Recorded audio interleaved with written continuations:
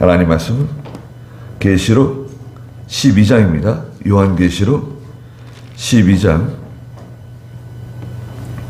우리 5장부터 시작했는데요. 그러니까 5, 6, 7, 8, 10, 8장 8장이네요. 12장입니다. 12장 1절, 하늘에 큰 표적이 나타났는데 그 한 여자가 해를 입고 있었고 그 여자의 발들 아래 달이 있었으며 머리에는 12별의 면류관을 쓰고 있었다. 그 여자는 아이를 잉태하였다가 해산하게 되어 진통과 괴로움으로 울부짖었다. 하늘에 또 다른 표적이 나타났다. 보아라, 7머리와 10뿔을 가진 한 거대한 붉은 용이 있었는데 그 머리에는 7 왕관을 쓰고 있었으며 그 꼬리가 하늘의 별들 3분의 1을 끌어다가 땅으로 던졌다. 용이 해산하려는 그 여자 앞에 섰으니 이는 그 여자가 아이를 해산하면 그 아이를 삼키려는 것이었다. 그랬습니다.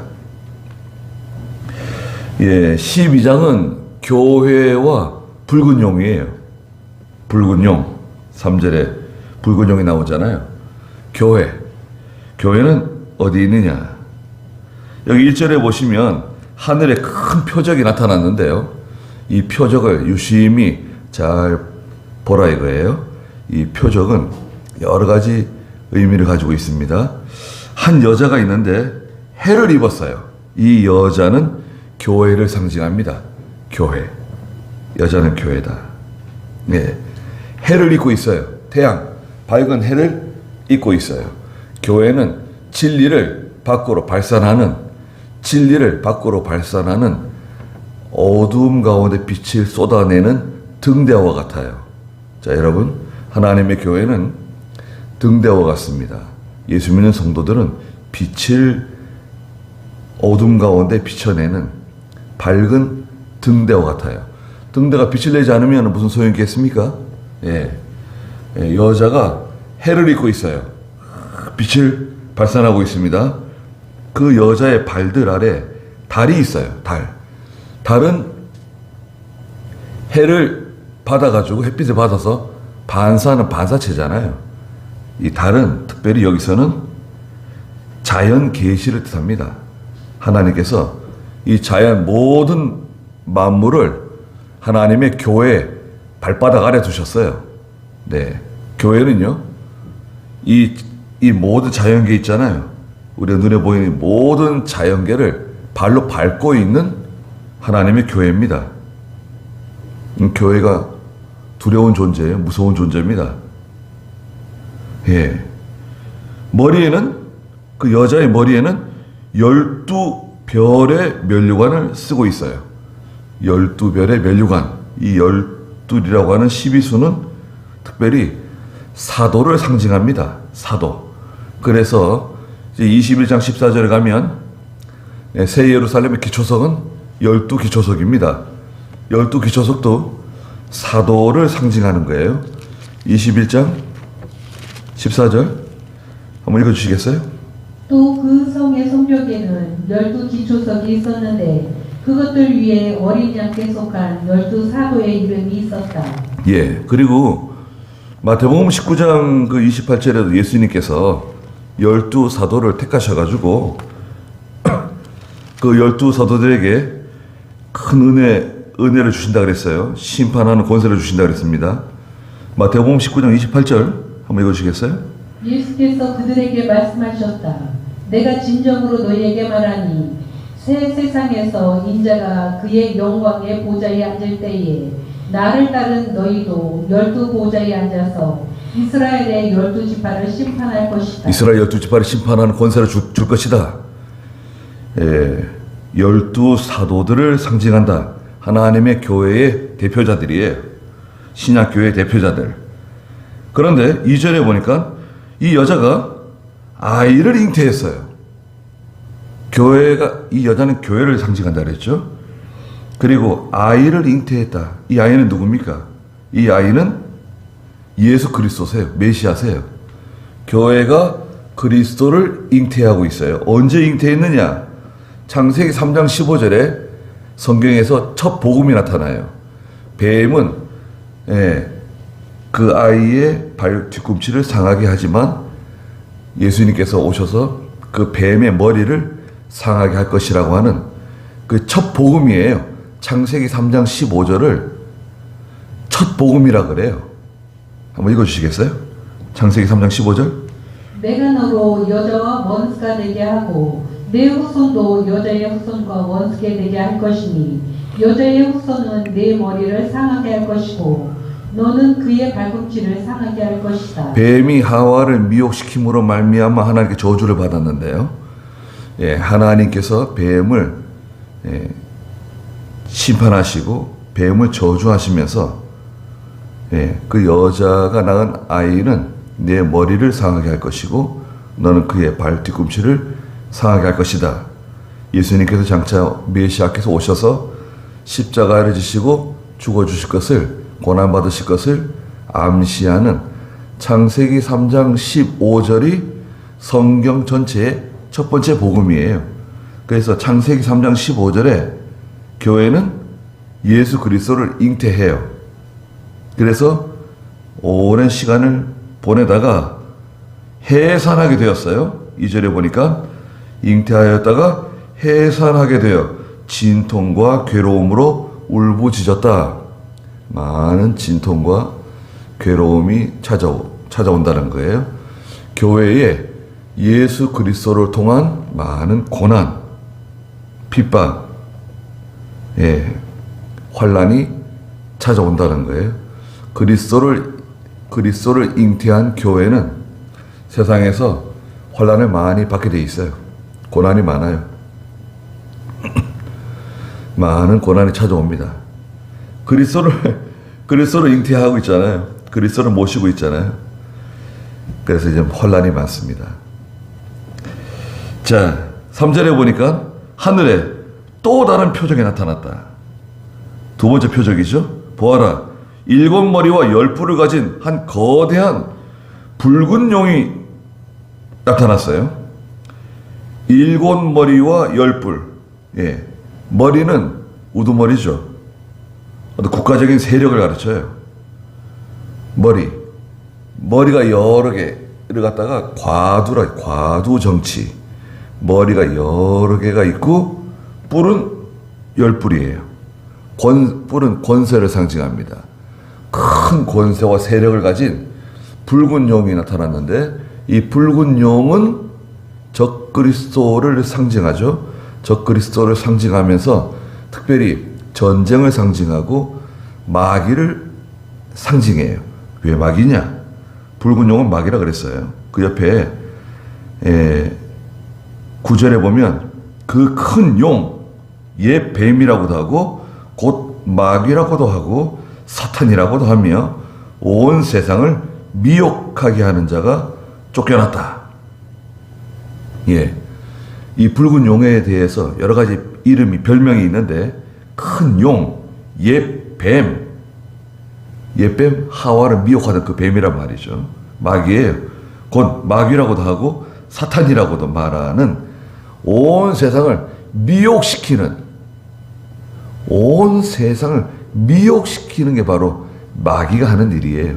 또 참소 10절 마지막에 가면 하나님 앞에서 밤낮으로 참소하는 자가 바로 마귀예요. 참소는 뭔가요? 제가 이렇게 잘못했어요. 쟤는 저렇게 잘못했어요. 쟤는 저렇게 하나님을 욕되게 했어요. 하나님 말씀을 어겼어요. 불순종했어요. 하나님 징계하셔야 됩니다. 저런 사람은 사랑하시면 안 됩니다. 하나님 저주하셔야 됩니다. 맨날 하나님 앞에서 참소하는 자가 바로 요 마귀예요. 마귀는 거짓말하며 참소하고 사람들을 미혹한다. 붉은 용이 나타났는데요. 3절 마지막에 보니까 그 머리에는 7 왕관을 쓰고 있어요. 왕관. 이건 일시적으로 마귀의 세력들이, 악의 세력이 일시적으로 영광을 얻기도 하고 일시적으로 성공하는 것처럼 보이기도 해요. 예, 죄를 짓는 사람들이, 악한 사람들이 저 사람들이 이렇게 잘 나가고 잘 되고 저런 나라가 어떻게 저렇게 잘 될 수가 있는가.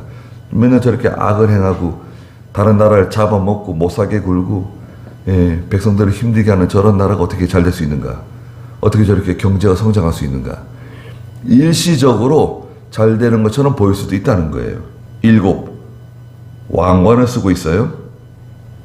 4절에 그 꼬리, 이 붉은 용의 꼬리가 하늘의 별들 3분의 1을 끌어다가 땅으로 던졌다 그랬습니다. 꼬리는 이사야 9장 15절에 거짓말을 가르치는 선지자라 그랬어요. 거짓 선지자. 이사야 9장 15절에 머리는 이사야 9장 15절 읽어주시겠어요? 그 머리는 장로와 귀족들이며 그 꼬리는 거짓말을 가르치는 선지자이다. 예, 그 우두머리들은 장로와 귀족들이에요. 백성들을 올바르게 인도하지 못하는 그 우두머리, 머리가 병들고 그 지도자들, 장로와 귀족들. 꼬리는 뭐냐? 꼬리는 거짓말을 가르치는 거짓 선지자들이에요. 하나님의 말씀 가지고, 성경 말씀 가지고 가르치는데 다 거짓말을 가르치는 거예요. 예, 이단들, 또 거짓 그리스도들, 또 하나님의 교회에 간판을 걸어놓고 성경을 잘못 해석하고 잘못 가르쳐가지고 성도들로 하여금 잘못된 신앙을 갖게끔 만드는, 예, 그런 사람들이 많습니다. 그리고 지혜로운 사람들이 그런데 또 많이 빠져요. 미혹시키기 때문에 그렇습니다. 다 미혹을 시키는 거예요. 이 꼬리가 나타나와가지고요, 하늘의 별들 중에 3분의 1을 끌어다가 땅에다 집어 던지는 거예요. 꼬리가.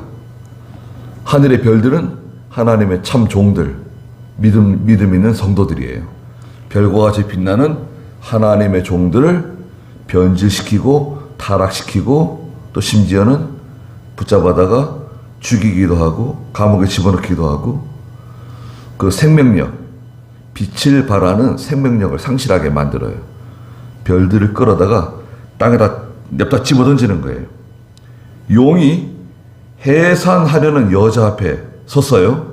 이 붉은 용이 지금 해산하려고 하는 고통 가운데 있는 그 여자 앞에 서가지고 그 여자가 아이를 낳으면 즉시 그 아이를 삼키려고 딱 준비하고 있는 거예요. 교회가 예수 그리스도를 잉태하고 있는데 그 아이가 이제 해산기한이 차서 이제 해산하려고 하고 있는데 그 아이가 태어나면 그 붉은 용이 기다리고 있다가 즉시 그 아이를 잡아먹으려고 딱 기다리고 있는 거예요. 그리스도를 언제 해산하죠? 예수님께서 베들레헴에 탄생하실 때 교회가 아이를 해산하죠. 탄생합니다. 그때 이미 벌써 예루살렘에 있는 헤롯 왕은 예수님을 죽이기 위해서 애를 많이 썼죠.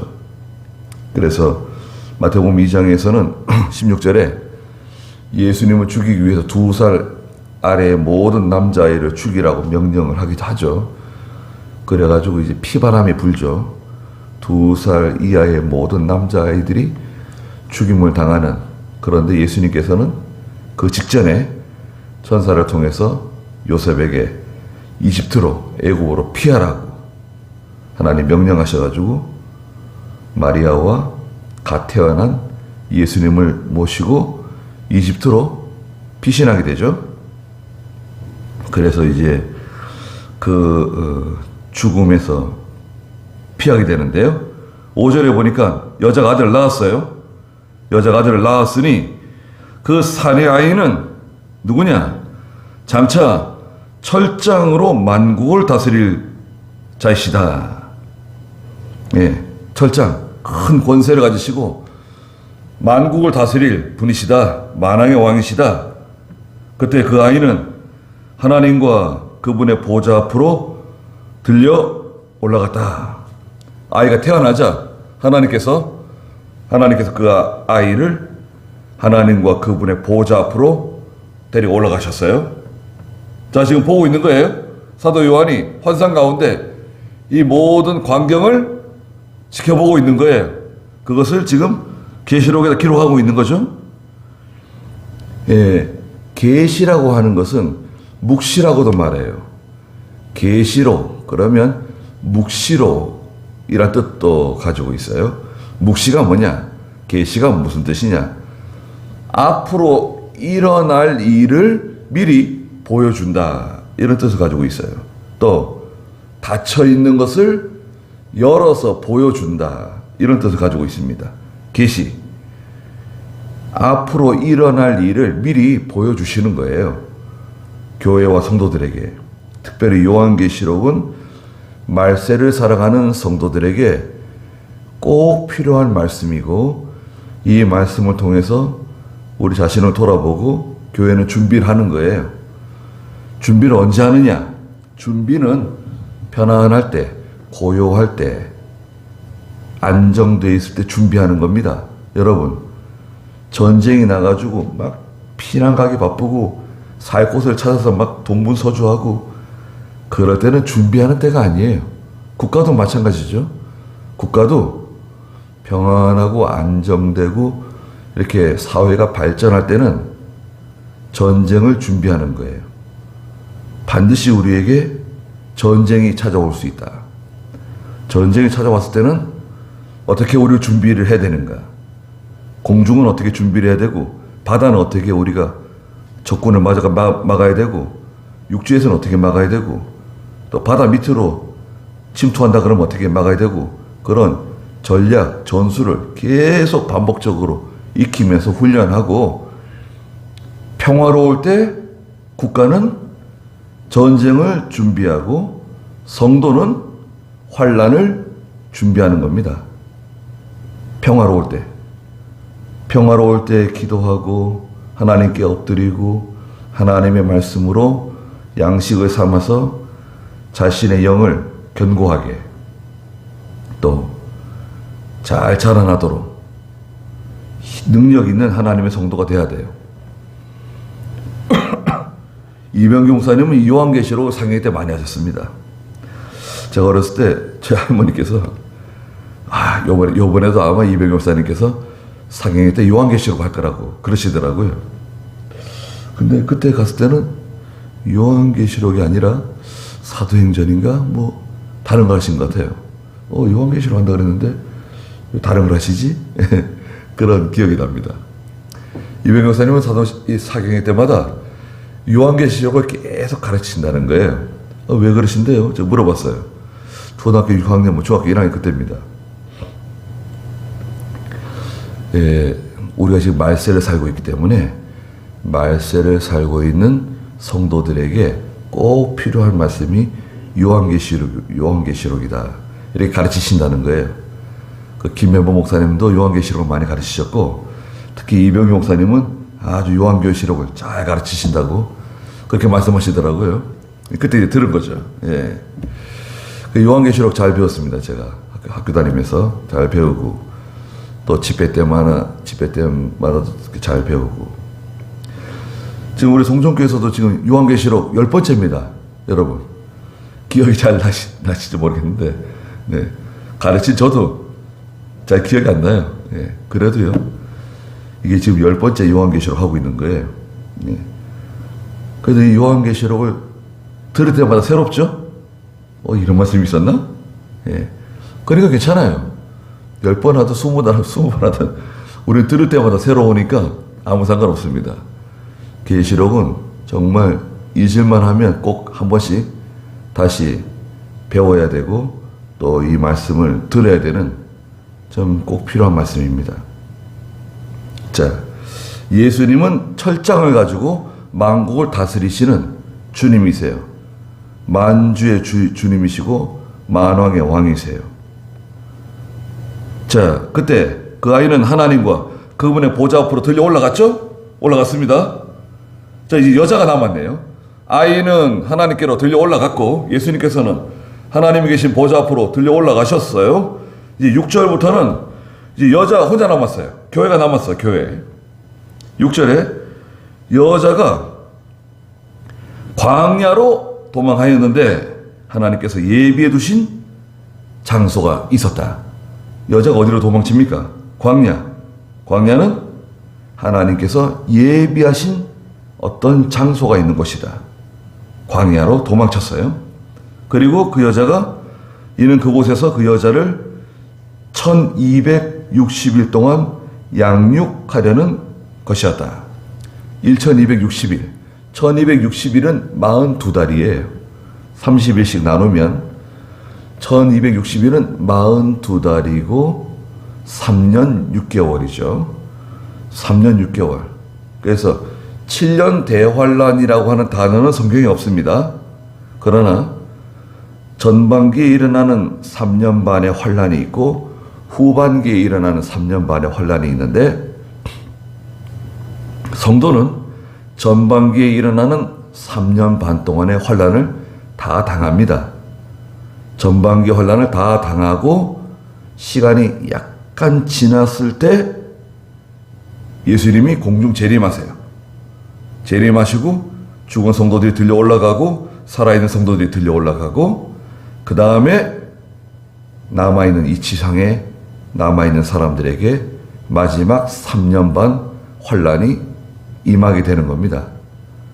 그래서 11장 12절에 하늘로부터 소리가 나서 말씀하셨는데 너희는 이리로 올라오너라 말씀하시잖아요. 예, 죽어있던 하나님의 교회 두 증인, 두 감람나무, 두 촛대가 길바닥에 쓰러져 죽어 있었는데 하나님께서 일어나라! 너희는 이리로 올라오너라! 그럴 때 들려 올라갑니다.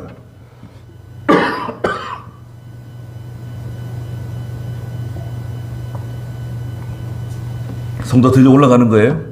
예. 예수님 언제 재림하실까? 우리는요, 날마다 한 번씩 예수님의 재림을 기억해야 됩니다.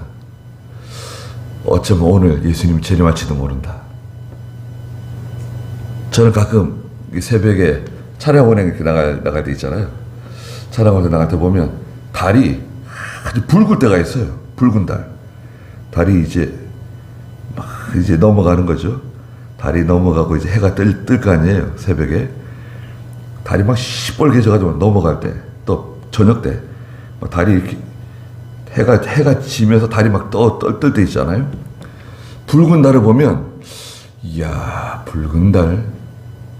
예, 성경에는 해가 빛을 잃고 총남같이 어두워지고 달이 빛을 잃고 달이 붉어진다.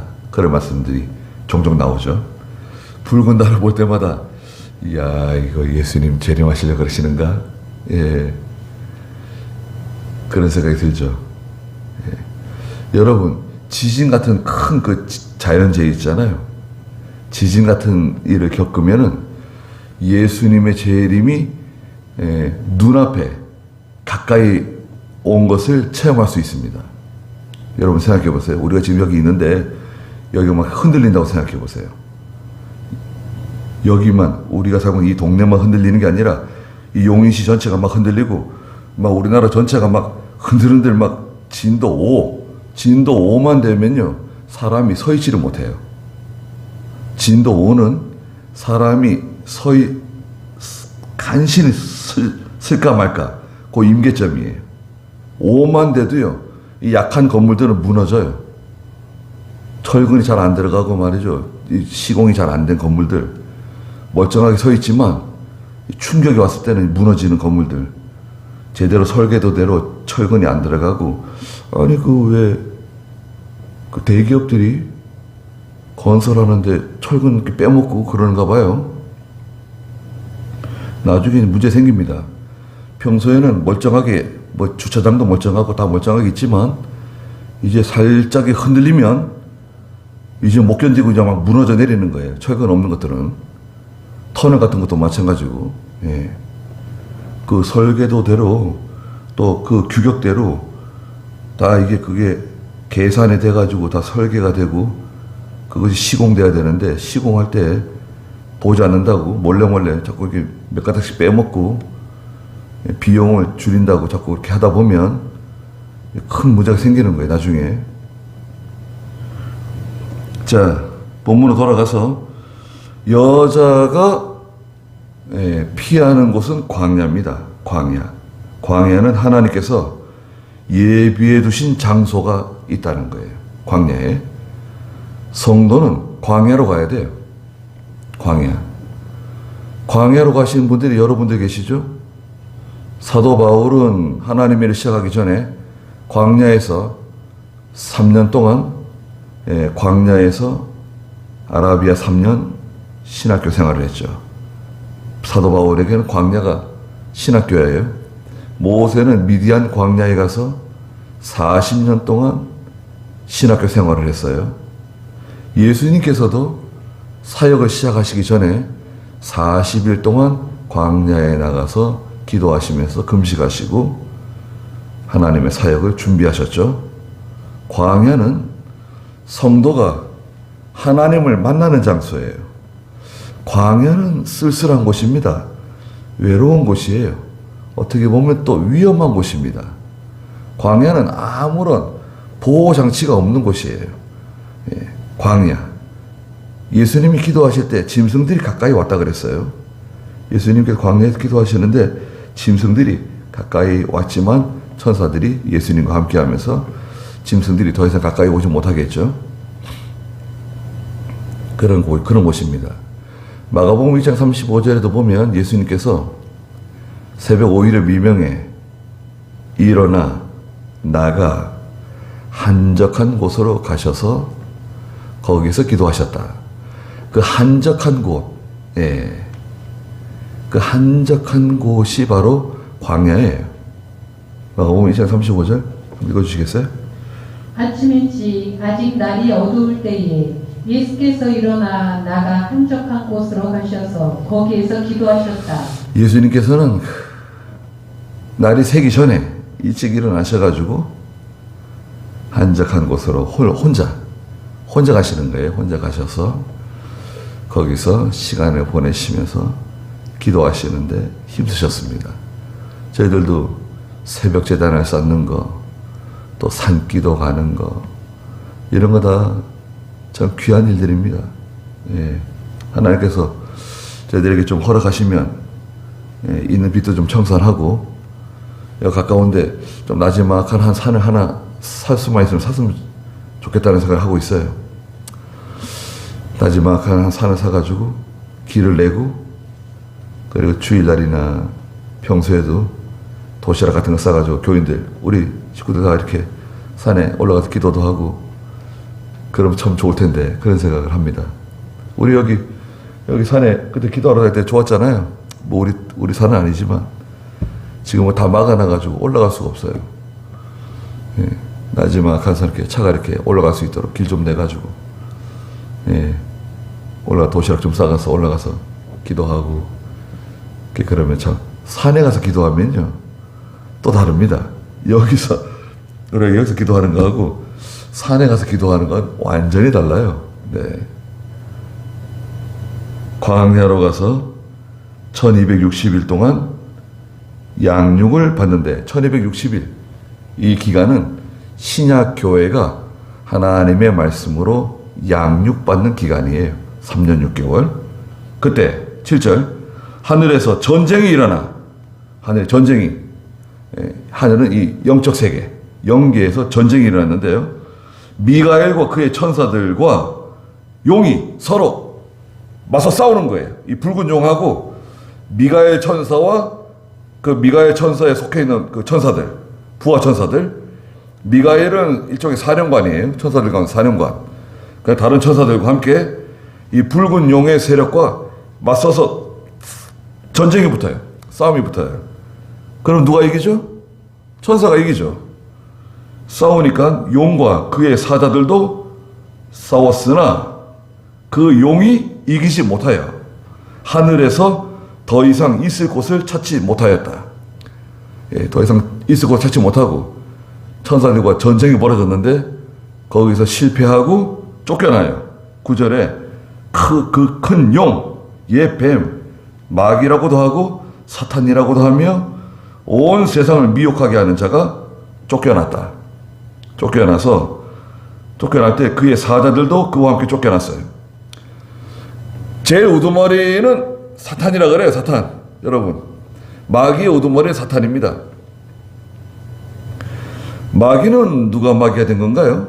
하나님께서 마귀를 일부러 창조하신 건가요? 왜 하나님 마귀를 만드셨습니까? 누가 그렇게 말하는 사람도 있어요. 원래 마귀는 천사였습니다. 천사장과 그 밑에 있는 수많은 천사들이 있는데, 여러 천사장들이 있죠. 미가엘 천사, 또 뭐 여러 천사들이 있는데, 그 천사장들 중에 하나였는데 교만해져가지고, 너무 이 천사가 영광스러우니까요, 교만해져가지고 자기 위치를 떠났다 그랬어요. 자기 지위를 떠났어요. 그래서 하나님께서 징계하시고 내쫓았는데 이게 마귀가 된 겁니다. 그래서 이제 우두머리가 있어요. 우두머리를 사탄이라고 하고요. 또 많은 장교급의 천사들이 마귀들 있잖아요. 그래서 그 마귀라 그러고요. 마귀들의 졸개들, 완전히 그 졸개들을 귀신이라고 우리가 보통 부릅니다. 귀신. 네. 사탄, 마귀, 귀신. 다 이건 하나예요. 다 마귀들입니다. 마귀는 하나님의 백성 손 못 대요. 이걸 전제로 기억하세요. 마귀는 절대로 하나님의 백성을 손대지 못해요. 손대지 못한다? 근데 왜 마귀가 왜 계속 이렇게 나를 괴롭히고 힘들게 하고 시험하고 그러는가? 마귀가 성도를 시험하기도 하죠. 마귀가 할 수 있는 것은 성도를 넘어뜨릴 수는 있어요. 성도를 데려다가 지옥 보낼 수는 없어도 신앙적으로 넘어지게, 아주 그냥 머리를 그냥 땅에다 꼬라박게 만들고 신앙을 파괴시키고 미혹하고 유혹해서 죄를 짓게 만들고 넘어지게 만드는 일을 마귀가 하는 겁니다. 그것도 하나님이 허락하셔야 할 수 있어요. 제 마음대로 하는 거 아닙니다. 마귀가 하나님의 교회와 성도를 시험할 때 하나님께 허락받지 않고 하는 게 없어요. 다 허락받고 하는 거예요. 그러면 우리는 또, 하나님께서 왜 그걸 허락하십니까? 왜 마귀가 우리를 시험하게, 왜 나를 이렇게 시험하게 만드십니까? 죄를 짓게 만드십니까? 그러니까 이게 제가 죄를 지은 것은 다 하나님 책임입니다. 뭐 이런 식이죠. 그건 맞지 않는 억지입니다. 하나님께서 교회와 성도를 시험하는 것은 시련시키고 연단시켜서 견고한 믿음으로 만드시기 위해서 단련시키시는 거예요. 그러니까 시험이 왔을 때 낙심하지 말고 다시 일어나서 회개하고 바로 서면 되는 거예요. 회개하고 바로 서면 될 걸 낙심하고 좌절하고 원망하고 또 여러 가지 문제를 일으키고 난 죄가 없다, 내가 뭘 잘못했느냐, 그렇게 나가게 되면 점점 더 어려워지는 거예요. 쫓겨났죠? 그의 사자들, 부하들도 그 마귀와 함께 사탄과 함께 쫓겨났습니다. 그래서 나가서 이제 미혹하는 거예요. 10절에 또 내가 하늘에서 나는 큰 음성을 들었는데, 누가 들었습니까? 사도 요한이 듣는 겁니다. 뭐라고 말씀하셨냐면, 이제 구원과 능력과 우리 하나님 나라와 또 그분의 그리스도의 권세가 다 이루어졌다. 이는 우리 형제들을 참소하던 자, 곧 우리 하나님 앞에서 밤낮으로 그들을 참소하던 자가 쫓겨났기 때문이다. 마귀가 쫓겨났어요. 하여튼 마귀는 참소하고 거짓말하고, 이 거짓에 속한 건 다 마귀 역사예요. 여러분, 이 거짓에 속한 거 있잖아요. 거짓말뿐만 아니라 겉과 속이 다른 거, 겉으로는 친절해도 속으로는 칼을 품고 있는, 예, 저기를 품고 있는, 그것도 마귀 역사입니다. 두 얼굴을 가지고 있는. 다 쫓겨났어요. 11절에 그들이 어린 양의 피와 자신들의 증언한 말씀으로 그를 이겼으며 죽기까지 자신들의 목숨을 아끼지 않았다. 그들은 누굽니까? 하나님의 백성, 성도들이 어린 양의 피와 자신들이 증언하는 말씀, 하나님 말씀 증거하고 나가잖아요. 복음을 증거하잖아요. 하나님 말씀 가르치고 있잖아요. 그 말씀 지키면서 그 말씀을 지켜서 마귀를 이겼다는 거예요. 죽기까지 자신들의 목숨을 아끼지 않았다. 이게 성도가 걸어가는 길입니다. 뒤에도 이제 14장에도 나오지만 성도는 14장 12절 읽어보세요. 성도들의 인내가 여기 있으니 그들은 하나님의 계명들과 예수께 대한 믿음을 지키는 자들이다. 하나님의 계명들과 예수께 대한 믿음을 지키는 사람들. 그들이 성도들이고 성도들은 인내하는 사람들이에요. 성도의 별명은 인내자예요. 인내자. 왜 인내하느냐? 하나님이 오래 참으세요. 여러분. 또 예수님도 오래 참으세요. 잘 참으세요. 우리도 잘 참는 겁니다. 예, 잘 참고 억울한 일을 당해도 좀 참고 화가 나도 좀 참고 화가 나는 일이 많잖아요. 살다 보면 짜증나는 일이 많잖아요. 우리 마음대로 되는 게 별로 없고 내 뜻대로 되는 것도 별로 없고, 예, 잘 참고 나가는 겁니다. 그때마다 다 화를 내고 그때마다 싸우고 그때마다 뭐 신경질 내고 그렇게 한다 그러면 못 살아요. 네. 해결되는 것도 아니고 그런 사람들이 있죠. 살다 보면 옆에 있는 사람들을 힘들게 하는 사람들. 그런데 예수 믿는 성도는 인내하는 사람들이에요. 인내하지 않으면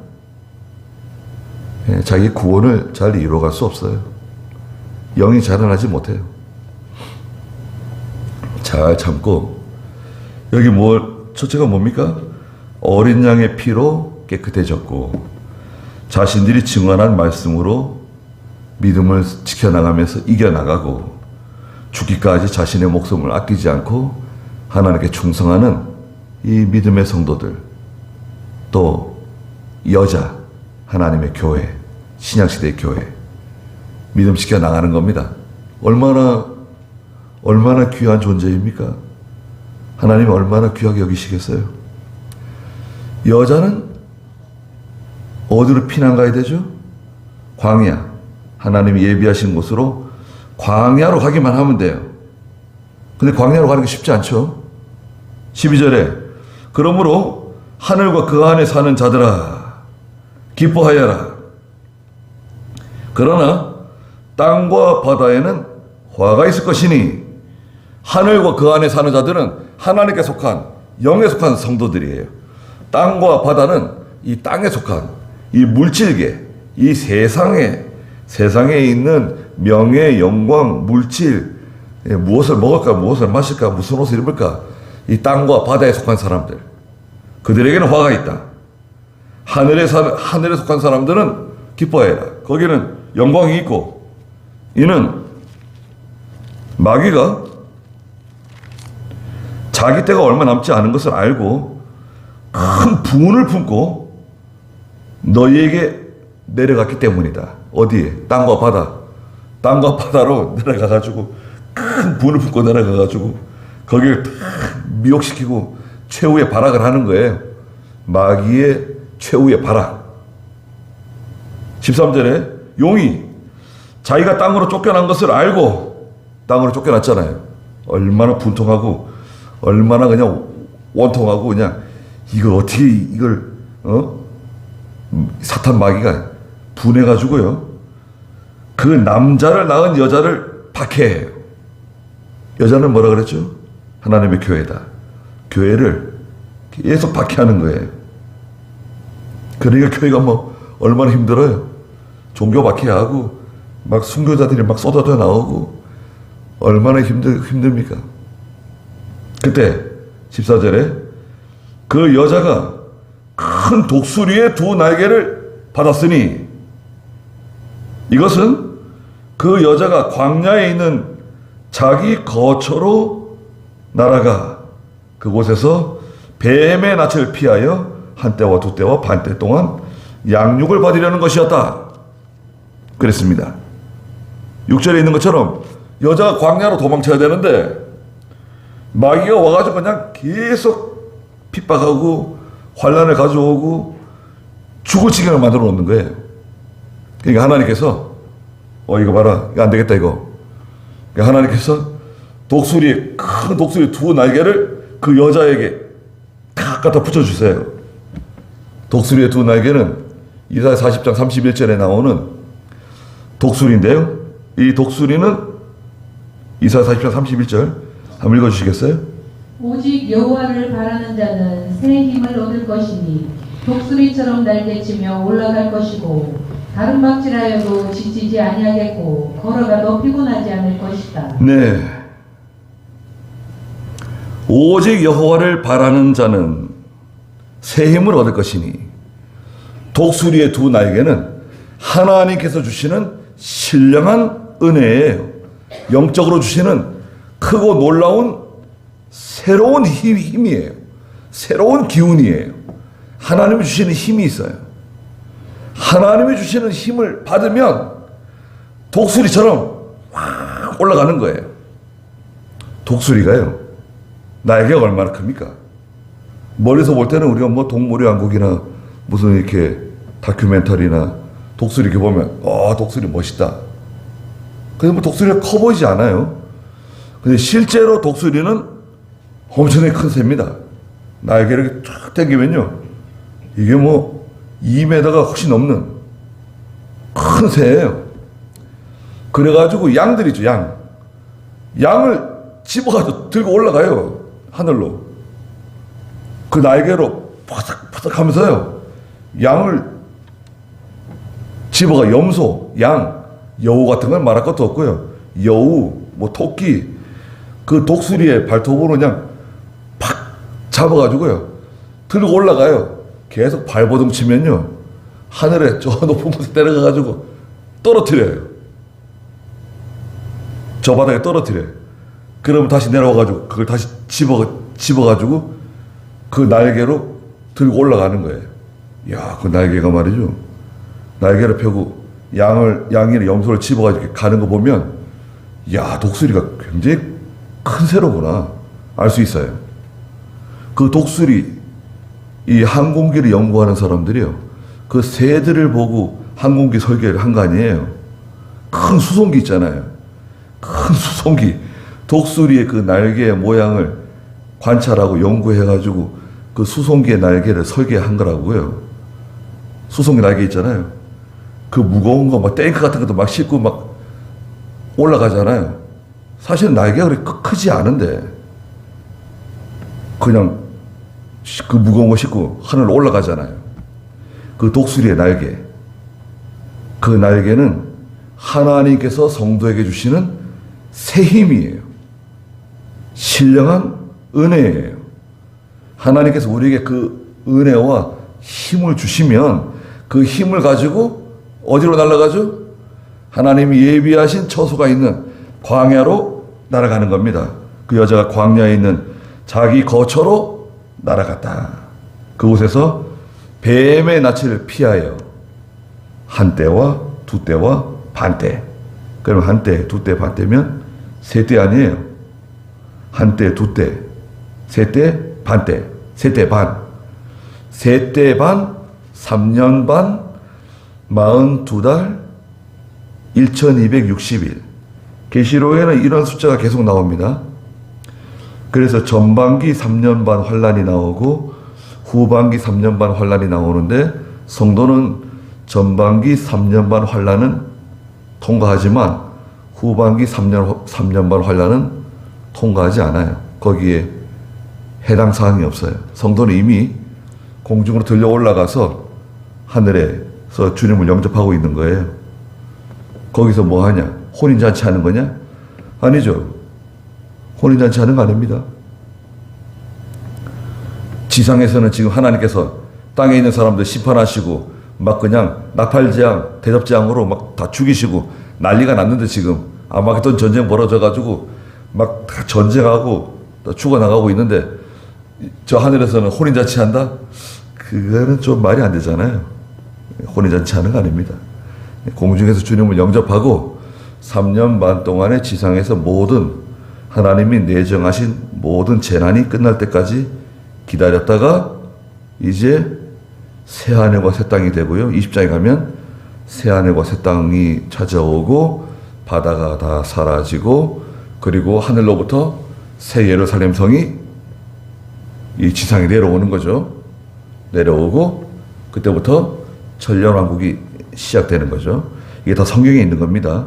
성경에 있는 건데 여호와 증인이라든지 여러 이단들이 이것을 교묘하게 이제 바꿔가지고 사람들을 미혹하는 거죠. 그래서 요한계시록을 교회는 성도들에게 가르쳐야 됩니다. 요한계시록을 알지 못하면 미혹을 받게 되어 있고 분별력을 상실해요. 이게 진짜인가? 이게 맞는 건가? 이런 말이 성경에도 있는 건가? 예. 성경에 있는 말 해줘도 내가 그 여호와 증인한테 들은 건데 이렇게 또 엉뚱할 때도 있어요. 예. 다 천년왕국도 성경에 있는 거고 새 예루살렘 성도 성경에 있는 거고 새 하늘과 새 땅도 다 성경에 있는 겁니다. 네. 그래서 성도가 광야로 가야 기도할 수가 있어요. 광야로 가야 자기 믿음을 지킬 수가 있어요.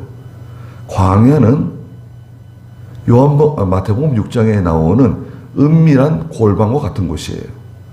골방에 들어가서 문을 잠그고 은밀한 중에 계시는 내 아버지께 기도해라. 광야를 만날 때가 있어요. 우리도 광야를 찾아갈 때가 있습니다. 가끔씩. 언제냐? 큰 환란이 오면요. 광야에 금방 찾아 들어가요. 은밀한 골방을 금방 찾아가요. 큰 환란이 오고 시험이 오고 어려운 일을 만나고 여러 가지 병이 찾아오고 자녀 문제가 생기고 뭐 여러 경제적인 문제가 생기고 내가 감당하기 힘든 일이 생기면 광야에 금방 갈 수 있어요. 은밀한 골방에 쑥 들어갈 수가 있어요. 전에는 은밀한 골방 찾아가려면 시간도 많이 걸리고 광야로 가려고 그러면 깜깜하고 광야 찾아가기 힘들었는데 성도와 교회가 환란을 만나고 고난을 만나고 어려운 일을 만나면 이 광야로 금방 갈 수 있어요. 하나님께서 독수리 두 날개를 등 뒤에다가 탁 붙여 주셔가지고 그 독수리 두 날개를 가지고 힘있게 올라가가지고 광야로 슉 가서 하나님이 예비하신 그 자기 처소라 그랬잖아요. 자기 거처.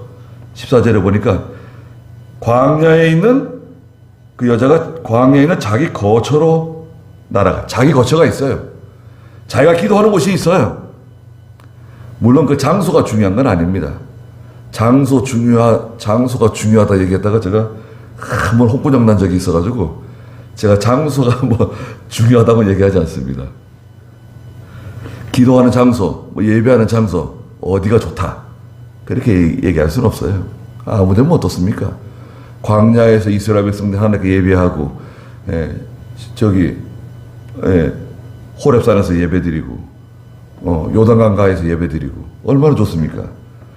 어떤 장소가 중요한 게 아니라, 우리가 성도들이 어떤 마음으로 하나님께 예배드리고, 어떤 마음으로 기도하느냐, 그게 중요한 거죠. 물론 장소도 중요할 수도 있어요. 시끄러운 곳에 기도하는 건 참 힘들죠. 더 일이 많고 마음이 번잡하고 복잡한데 뭐 기도하려고 그러면 기도가 잘 안 돼요. 그래도 집에서 기도하는 것보다는 마루에 나와서 기도하는 게 좋고 마루에서 기도하는 것보다는 마당에 자리를 깔아놓고 기도하는 게 더 좋고 마당에서 자리 깔아놓고 기도하는 것보다는 예배당에 와서 기도하는 게 더 좋고, 예배당에서 기도하는 것보다는 예수님과 함께 저 호르몬산에 헬몬산에 올라가가지고 기도하면 거기 더 좋죠. 예, 또 산에 가서 기도하면 좋죠. 예, 여기서 기도하는 것도 좋지만 저희 또 내일 이제 비 그치면 기도원 뒷산에 또 올라가는데 올라가면 다릅니다. 예, 1시간 배낭 짐을 치고 올라가는데 올라가서 텐트 치고 좀 덥잖아요. 작은 선풍기 이제 가지고 올라가가지고 선풍기 틀어놓고 가만히 이렇게 있으면 좀 시원해지죠. 교회에서 기도하는 거하고 산에 가서 기도하는 거하고는 완전히 다릅니다. 분위기가 완전히 달라요. 예. 또 이제 다음 주에 제가 주풍령 산에 기도하러 가는데 또 다르겠죠. 비가 계속 많이 오는데 그래도 뭐 가는 겁니다. 예. 성도가 기도하는 장소 있잖아요. 거기가 광야예요. 거기가 자기 처소예요. 그렇게 생각하면 돼요. 내가 하나님께 기도하는 그곳, 하나님께 간절히 부르짖는 그곳, 내가 하나님을 사모하고 하나님을 찾고 하나님을 사랑하는 마음으로 하나님께 엎드리는 그곳이 바로 자기 처소예요. 거기가 광야예요. 은밀한 골방에 들어가서 우리 주님을 잠깐 동안이라도 만나고 거기서 회개하고 부르짖고. 왜? 이 고난이 많잖아요. 마귀들이 다 득세해가지고 막 몽땅 환란을 다 가져오고 몽땅 그냥 믿음으로 살지 못하게 넘어지게 계속 마귀 역사가 일어나는 곳인데 여기서 난 내 힘으로 할 수 있다. 그건 불가능해요. 그 여자는 잡아먹혀요. 반드시 광야에 가서 자기 처소를 찾고 거기서 한때와 두때와 반때를 양육받는 기간이 필요해요. 양육을 받아야 돼. 하나님 말씀으로 성경 말씀을 배우고 기도하고 훈련을 받고 가르침을 받고 연단을 받고 그래야 이 말세의 환란을 잘 통과할 수 있습니다. 양육을 받는다. 15절에 뱀이 그 입에서 여자의 뒤로 물을 강같이 토하여 그 여자를 물로 떠내려가게 하려고 했다. 뱀이 갑자기 나타나가지고요. 그 여자 뒤에서, 여자 앞에서가 아니라 여자 뒤에서. 아니, 마귀 역사는요, 은밀하게 가까이 다가와가지고 물을 강처럼 쏟아내가지고 이 물은 뭔가요? 이 세상에 있는 모든 거, 세상의 물질적인 거, 세상에 있는 거 다 가지고 와가지고 우리에게 쏟아붓는 거예요. 그 물에 떠내려가게끔. 죽지는 않았는데 떠내려가는 거예요. 성도가 죽지는 않았지만 믿음이 없어가지고 생명력이 없어가지고 그냥 이 세상 물결에 그냥 떠밀려 내려가는 거예요. 휩쓸려 내려가는 거예요. 예. 마귀가 막 물을 강처럼 쏟아붓고 있는데 막 떠내려갑니다. 여자가 떠내려가요. 근데 그때 갑자기 16절에 보니까 땅이 그 여자를 도와. 땅이 입을 벌려 용의 입에서 나온 강물들을 다 삼켜버렸어요. 땅은 뭐냐? 땅은 하나님의 섭리적인 은혜예요. 하나님께서 은혜를 베풀어 주시고 하나님께서 섭리해 주시고 그래서 하나님이 항상 우리 곁에서 우리를 도와주시고 우리를 보호해 주시고 위험한 곳에 건져주시는 거예요. 뱀이 어느 때 갑자기 나타나가지고 우리를 미혹시키고 죄를 짓게 만들고 넘어지게 만들 그때에 하나님께서 땅이 입을 벌려가지고 뱀이 쏟는 그 물을 다 그냥 땅이 다 빨아들이는 거예요. 금세 그냥 그 물이 사라지게 둥둥 떠내려가고 있었는데 둥둥 떠내려가고 있었는데 갑자기 물이 싹 잦아드는 거예요. 이게 무슨 일인가? 하나님께서 은혜와 권능으로 하나님의 섭리적인 은혜로 우리를 구원해 주십니다. 그러니 걱정 없어요. 걱정 없습니다. 네. 말세의 교회가 예수 그리스도를 품고 잉태했다가 이제 아들 낳았잖아요. 예수님 탄생하시고 십자가 지시고 부활하시고 승천하셨잖아요. 이제 지상에 남아있는 이 신약 교회가 많은 환난을 당하지만 교회는 광야로 날아간다. 하나님이 주신 독수리 두 날개를, 자, 독수리 두 날개 이거 없으면 안 됩니다. 하나님이 주신 독수리 두 날개를 갖다 붙이고 광야로 날아가는 겁니다. 촥 날아가서 광야에 있는 자기 처소가 있어요. 자기 처소에 가서 한 때와 두 때와 반 때를 잘 양육받고 나면 이제 말세 환난을 능히 잘 통과할 수 있습니다. 마지막 절에 18절에 용이 여자에게 분노하여 용이 하는 일이 다 잘 안 되잖아요. 분노해가지고 그 여자의 후손, 그 후손의 남은 자들, 성도들이네요. 곧 하나님의 계명들을 지키고 예수님의 증언을 가진 자들과 싸우려고 나갔어요. 이 마귀는요, 끝까지 전쟁을 일으킵니다. 문제를 일으켜요. 성도들과 싸우고 교회와 싸우고 회방하고 하나님의 계명들을 지키는 사람들, 예수님의 증언을 가진 사람들과 싸우려고 나가서 18절에 바다 모래 위에 서 있다. 마귀가 바다 모래 위에 딱 서 있어요. 바다도 아니고 육지도 아닌 바다 모래, 그 중간 지역, 중간에 있는 사람들이 큰 시련을 당합니다. 바다는 세상이고요, 육지는 신령한 하나님의 세계를 뜻하는데 여기서는 중간에 있는 예수를 믿지만 세속화된 성도들은 고난을 받아요.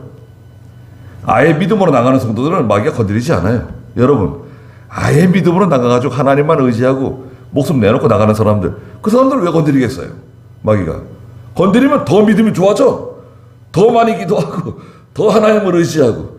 건드리지 않아요. 아예 그 자기에게 속한 어둠의 자녀들, 마귀에게 속한 사람들, 그 왜 건드리겠어요?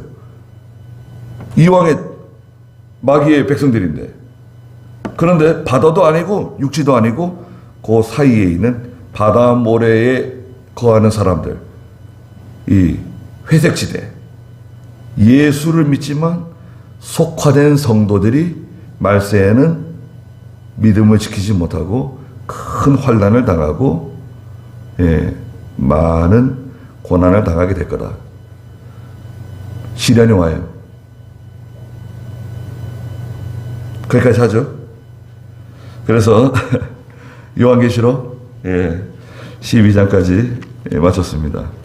우리 10월 성경에는 22장 마지막까지 마칠 수 있을 것 같아요. 하여튼 요한계시록 이렇게 하게 해주셔서 너무 감사드립니다. 또 이렇게 바쁜 중에도 이렇게 예배 잘 참석하시고 또 말씀 듣고 관심을 가져주신 거 너무 감사드립니다. 하나님께서 다 갚아주실 것을 저희 믿습니다. 기도하시자고요. 거룩하신 하나님, 이렇게 저희에게 은혜 주시고 하나님 말씀을 통해서 말세에 교회가 많은 환난을 당하지만 예수 그리스도를 잉태하고 그 잉태한 주님을 낳은 후에 주님께서 여자를 광야 자기 처소로 보내서 기도하게 하시고 거기서 양육받게 하시려고 했으나 마귀가 계속해서 방해하고 회방하고 핍박하고 고난을 가져오니까 주께서 하나님의 말씀을 지키는 자들, 그리스도의 증거를 가진 자들을 광야 자기 곳으로 갈 수 있도록 독수리의 두 날개를 주시고 그들이 광야로 날아가 자기 처소에 가서 한 때와 두 때와 반 때를 잘 양육받는다고 말씀하셨습니다.